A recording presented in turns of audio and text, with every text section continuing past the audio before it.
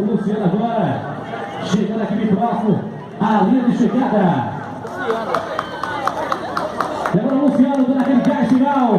Chegando agora. E passando pela linha de chegada. Quarto colocado da Corrida da Fogueira 2018. Categoria de 9 quilômetros. Grande Luciano. Portanto, já chegaram por aqui, primeiro, segundo, terceiro, quarto colocado. 9 quilômetros. Não, Zoro, tá no saco, né, Zoro? Corrida da Fogueira 2018, uma realização da Prefeitura Municipal, prefeito Nobio Almeida, incentivando o esporte